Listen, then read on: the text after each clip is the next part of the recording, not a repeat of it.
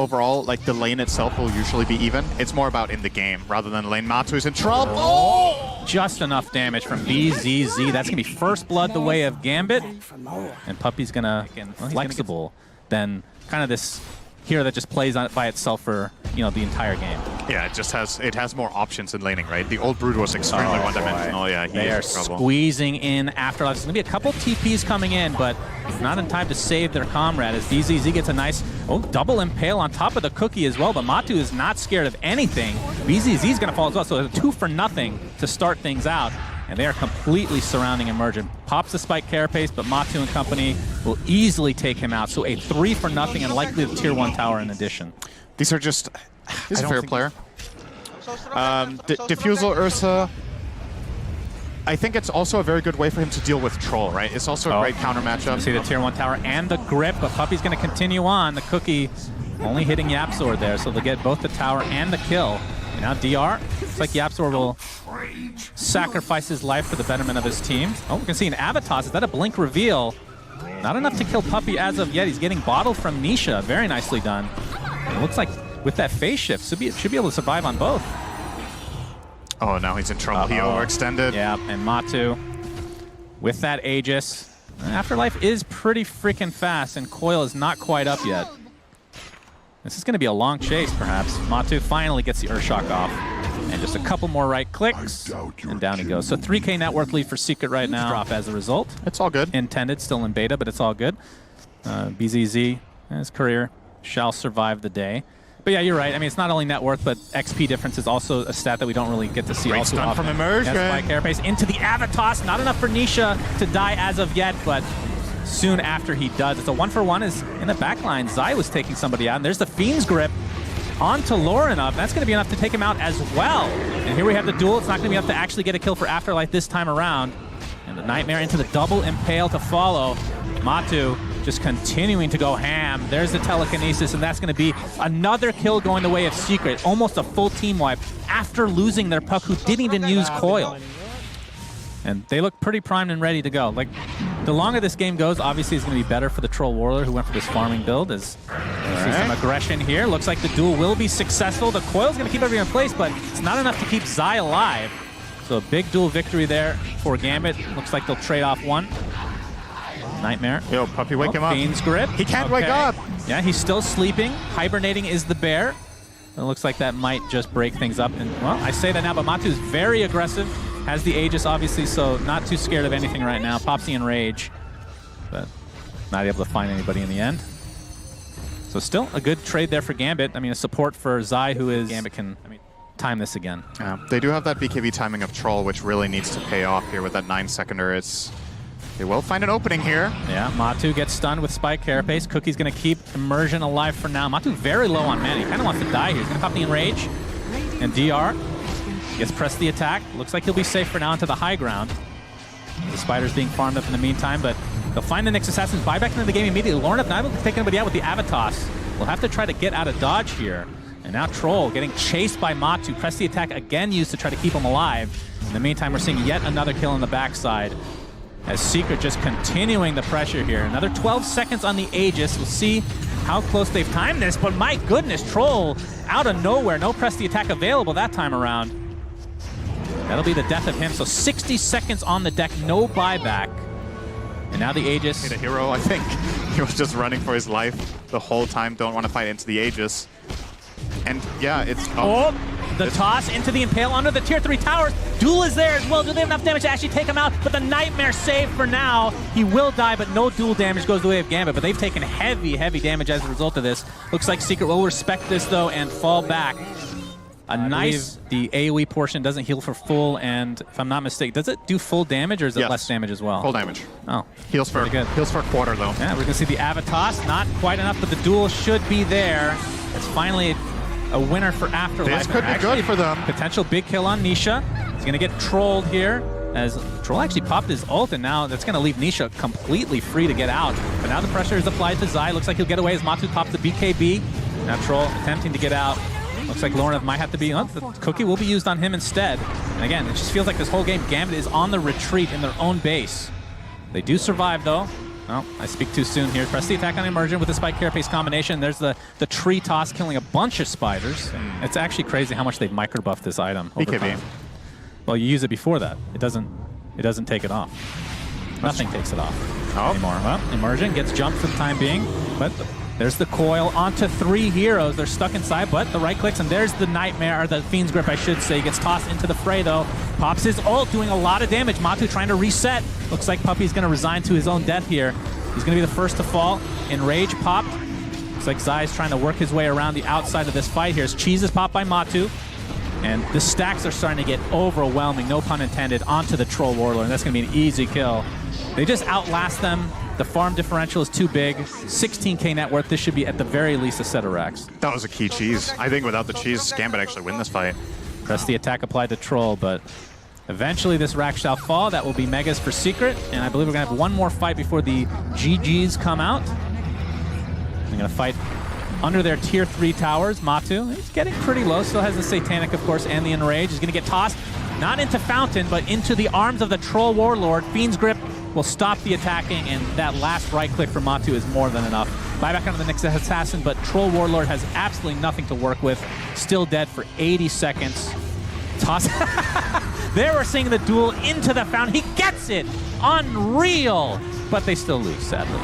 As the Fountain farming commences. My favorite thing in Dota, of course. It's a great feature. Love this. No, this is fine. If it's a little like diving here and there, but farming is different than diving. You know what I mean? Farming requires like 2 minutes of time invested into your Fountain. Is there a pro team in Dota that never says GG until the throne falls? I'm sure there's plenty. But they actually disconnect. Maybe we have them muted. Because if that is the case, what do you think the public response? That's Medusa, yeah. Last pick, Medusa. I was like, wow, Medusa's got so much hair suddenly. It's does. like the glow of the snake. Yeah, she's got a Versus you buy it against, naturally want to buy an item that counters it, right? Like, let's say you buy Vessel against Timber. How long is your timing window? Timber wants... Or he gets Lotus. He wants Lotus or Euls in a lot of games. Oh, good kill on Puppey here. That will be first blood. Yep. Afterlife takes that for himself, and he's buffed up pretty nicely here. Matu getting chased under the tier 1. No, they're going to stop in their tracks. I'd like to order an onion ring tower to the caster booth, please. All right, we have a Shackle onto the creep, along with the Dark Willow. Gets into the Shadow Realm. That's There's a Nisha Rupture into the Blood Right. Looks like he... Oh, Good Stone Gaze coverage. will be popped. Aether Remnant does catch him, and they finally finish him off with Lorna coming in as that Morphling. So it's a 1-for-1 support for mid. Shackle Shot does connect. See if they can get out of here. Does Gambit. Oh, Whirling Death. Zai might be in a little bit of trouble here. He's completely surrounded. Overlook's going to be used, and the right clicks of Lorna doing so much damage into the waveform. He is on a killing spree. 6-2 advantage for a Gambit. Like Butterfly, right? I guess. Like Okay. this. I think we're going to see a smoke here. Yeah, Lorna has double damage. He has an Illusion Rune. He has his Aghanim Scepter. He is all good. That's very bad, though. That is... All right, DR pops the BKB. Focus Fire's not really doing too much damage. There's the Eclipse to follow with the Blood Right in addition. They're going to find 1. They're going to find 2. And just like that, I believe they knew that Morphling had the Aghanim Scepter, and they're probably going to go for Roche now. Putting insane, quote-unquote, single target damage. Like, if you place it correctly, this can burst through Medusa's Mana Shield very effectively, so I kind of like that idea. Oh, that is good cat. That is a dead Dark Willow, but Morphling turns into a better Dark Willow, so it's a 1-for-1, not including the death that they already had on the Void Spirit. And look at this, how pitiful the damage is against Lorna right now. Shadow Realm again, Matu. Okay, His mana is getting burned big time as a result of all this damage. Remember, Aegis still intact. Lorna, this is not a 9k pup. Take it easy, brother. This is not going to work. I'm sure he'll be fine. There's the Shadow Realm again. Good pressure, though. They're going to have a hard time killing him in that form as well. Eclipse. Yeah, Eclipse not doing a whole lot. And actually, looks like he might be in some trouble here. Pops the BKB a little bit late, and here comes the Morphling, trying to apply some more pressure. Again, Nisha dies. This basically died right after respawning, and now Matu ruptured. Lorna looks like he'll expend the Aegis at the very least. Nope, waveform's away. He'll just leave his tree to die instead. So BZZ ends up going down here, but... All right. All right. I mean, 3k net worth lead for Gambit. They're looking pretty good. The Luna didn't die despite... Yeah, because on many of the carries in the past, you would buy BKB to counter silences. You could just Satanic it off and just stand your ground.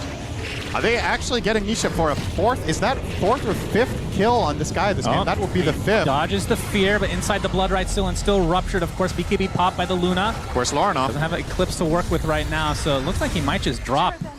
And with that, Secret finally with an advantage in a fight here. Lorinov with the Gork cosplay, no TP. Ooh. I hope Gork's not watching. That is not nice. good. 3 dead for Secret, and very interesting. Especially considering Morphling, for the most part, is doing, like, I guess it's more of a mix with the Shadow Realm, but a ton of magic damage himself. Again, I think the logic, it comes back to Medusa, right? Oh, hang on. First crown into the Bramble. Matu's going to tank up a little bit of that as we hear BKB pop. As Nisha ruptured again, and the Shadow Realm Morphling is destroying him along with Puppey. They're going to find the tree, so it's a 2-for-1 to start things out as a buyback. Now onto the tree and Protector. Zai has the BKB activated, but the right clicks are doing so much work against him. They're going to take him out again with the Shadow Realm from Lorinov. The Satanic keeps him very healthy. Matu has to pop the ult to get himself away. Yapzor will not be so lucky. So a 4-for-1 with the buyback onto the tree and Lorinov is big fight for Gambit. He's doing so many things right. I think they have the advantage if they get this one, and they will. Who gets the shard here? Shard currently on Luna. I mean, Luna's is probably better than Morphling, although double adaptive strike is pretty freaking good. He's going to see the Shadow Realm from afar. Matu, very little mana to speak of as he's stuck inside the Bramble now. Zai pops the BKB. They did kill the Dark Willow, and Morphling might be next. He does have the Aegis, though. Matu's Luna pops the BKB, and the right clicks looks like they'll be enough, although Matu's very tanky. Finally take him out.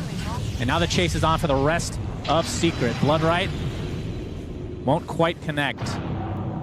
Satanic is popped to be able to take off that Frostbite. Okay. So I mean, they get Medusa, which is huge, but at the very least, Secret does take out the Aegis. Difficult for them to access the map since their catch is as limited as it is, and if they don't access the map, Gambit are going to end the game with the next Roche, most likely. All right, they're going to pressure. Oh, Bramble to start.